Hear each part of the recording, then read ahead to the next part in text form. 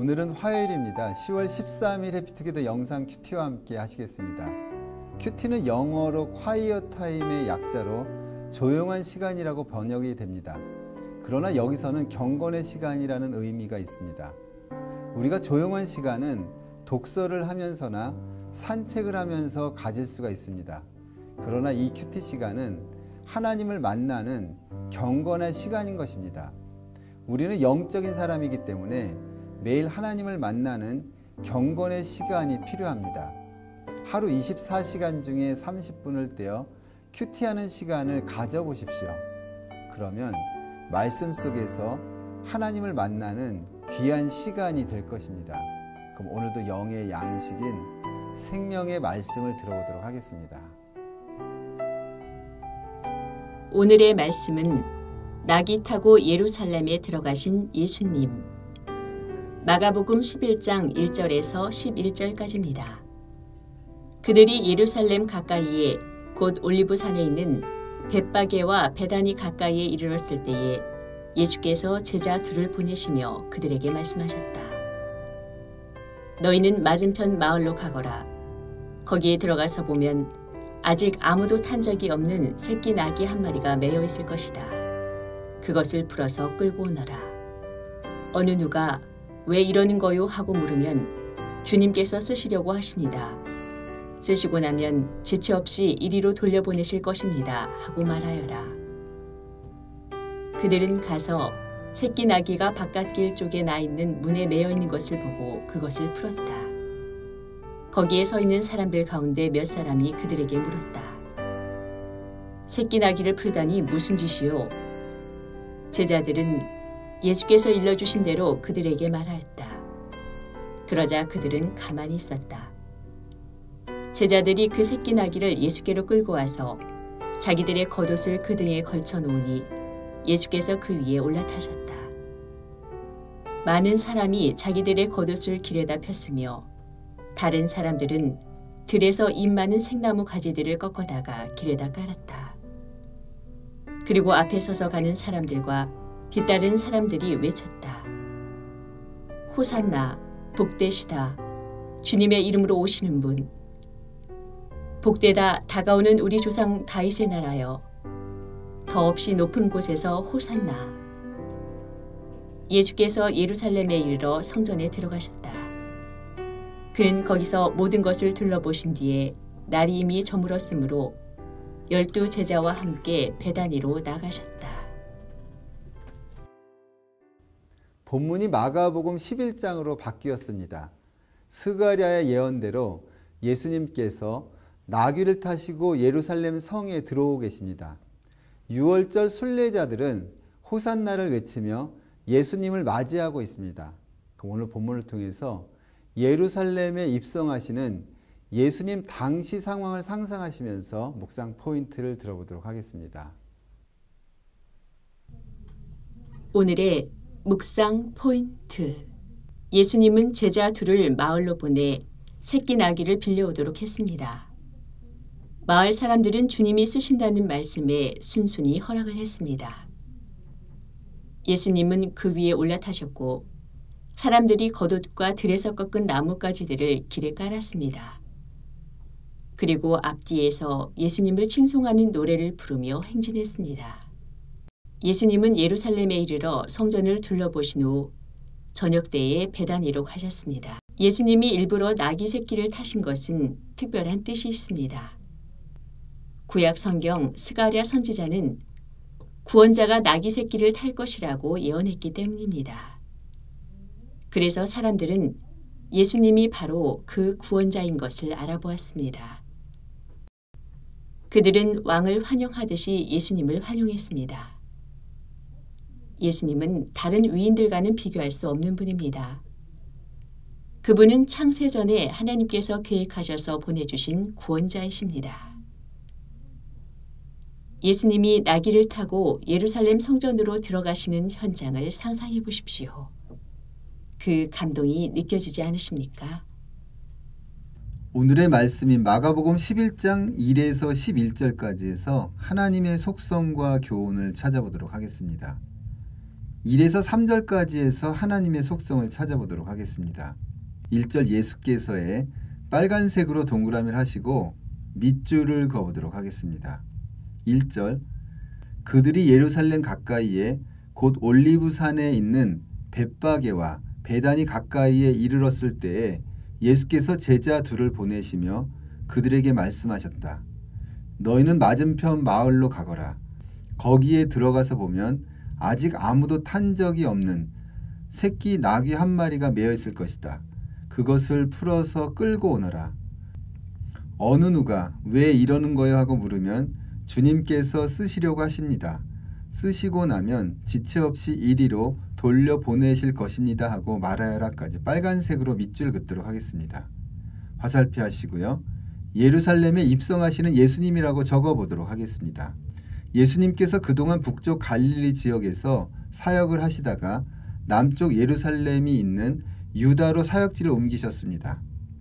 예수님의 예루살렘 입성은 메시아로서 왕으로서의 입성을 뜻합니다. 이 상황은 스가랴 9장 9절의 예언의 성취이기도 합니다. 예수님은 제자들에게 나귀를 준비하도록 하셨습니다. 그리고 신적인 권위로 주가 쓰시겠다고 하라는 말씀을 하십니다. 예수님께서 당신 스스로 주라는 말을 쓴 것은 메시아 곧 왕으로서의 입성을 암시하는 말씀입니다. 예수님은 평화의 왕, 겸손의 왕으로 입성하고 계시는 것입니다. 예수님께서는 아무도 알아주지 않았지만 사명을 감당하기 위해 묵묵히 가고 계십니다. 당신은 죄를 대속하기 위해 묵묵히 이 땅에 오신 예수님을 믿으십니까? 오늘도 주께서 내게 맡기신 직분을 예수님처럼 성실하게 감당해야겠습니다. 그럼 여기서 적용을 어떻게 하면 좋을까요? 예수님처럼 오늘 내게 맡겨진 교회 사역 묵묵히 성실하게 섬기기라고 하면 좋겠습니다. 이어서 4에서 6절까지에서는 교훈을 찾아보도록 하겠습니다. 4절 그들은에 파란색으로 동그라미를 하시고 밑줄을 그어보도록 하겠습니다. 4절 그들은 가서 새끼 나귀가 바깥 길 쪽으로 나 있는 문에 매어 있는 것을 보고 그것을 풀었다. 거기에 서 있는 사람들 가운데 몇 사람이 그들에게 물었다. 새끼 나귀를 풀다니 무슨 짓이요? 제자들은 예수께서 일러주신 대로 그들에게 말하였다. 그러자 그들은 가만히 있었다까지 파란색으로 밑줄 긋도록 하겠습니다. 화살표 하시고요. 순종하는 제자들이라고 적어보도록 하겠습니다. 새끼 나귀를 끌고 오라는 예수님의 분부에 제자들은 아무 토도 달지 않고 순종하고 있습니다. 아마도 이런 행동은 사람들에게 오해받을 수 있는 행동입니다. 그러나 제자들이 순종할 수 있었던 것은 예수님의 영적 권위에 압도되었기 때문입니다. 그들은 그동안 예수님께서 분부하신 것은 안 되는 일이 없었던 것을 알고 있습니다. 하나님의 명령이 때론 불합리해 보일 때가 있습니다. 그것은 하나님의 완전과 인간의 불완전의 차이에서 오는 것입니다. 우리는 오직 주께서 쓰시겠다 하는 말씀만 가지고 가면 됩니다. 주께서 맡기시고 명하신 교회를 위해, 사업을 위해, 가정을 위해 우리가 해야 할 것은 주의 말씀을 따라 순종하기만 하면 되는 것입니다. 당신은 오늘도 주께서 주신 말씀에 순종하며 나아가고 계십니까? 주께서 나에게 재능과 시간을 쓰시겠다고 말씀하시면 순종할 수 있어야겠습니다. 그럼 여기서 적용을 어떻게 하면 좋을까요? 나의 재능, 시간, 주께서 쓰실 수 있도록 항상 준비하기라고 하면 좋겠습니다. 이어서 7에서 10절까지에서는 교훈을 찾아보도록 하겠습니다.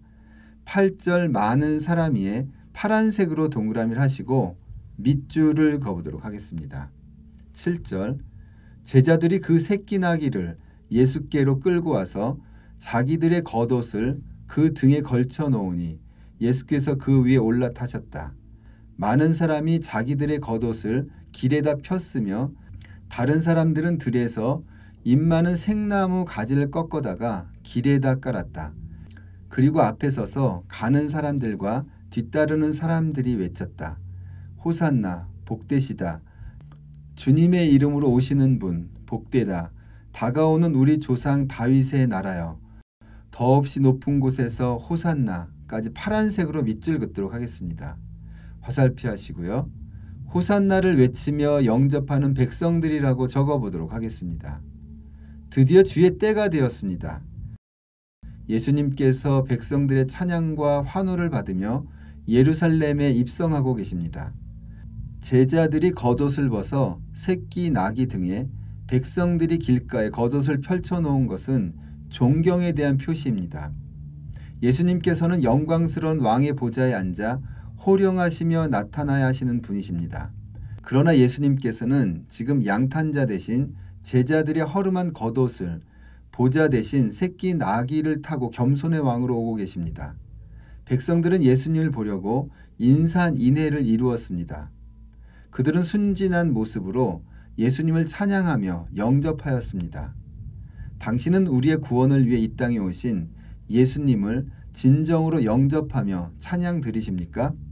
또한 주의 사명을 위해 비록 겉옷처럼 부족한 나의 재능이라도 주께 드려 사용해 주심에 감사해야겠습니다. 그럼 여기서 적용을 어떻게 하면 좋을까요? 예수님 찬양하기, 부족한 나를 사역자로 쓰심에 감사하기라고 하면 좋겠습니다. 다음은 11절에서는 하나님의 속성을 찾아보도록 하겠습니다. 11절 예수께서의 빨간색으로 동그라미를 하시고 밑줄을 그어보도록 하겠습니다. 11절 예수께서 예루살렘에 이르러 성전에 들어가셨다. 그는 거기서 모든 것을 둘러보신 뒤에 날이 이미 저물었으므로 12제자와 함께 베다니로 나가셨다까지 빨간색으로 밑줄 긋도록 하겠습니다. 화살표 하시고요. 성전을 둘러보시는 예수님이라고 적어보도록 하겠습니다. 많은 백성의 환호를 뒤로하고 예수님께서 예루살렘에 입성하시고 처음으로 하신 일은 성전을 돌아보는 것이었습니다. 성전은 모든 백성의 생활의 중심이며 신앙의 중심이기 때문입니다. 성전은 항상 청결하고 말씀이신 진리로 가득해야 합니다.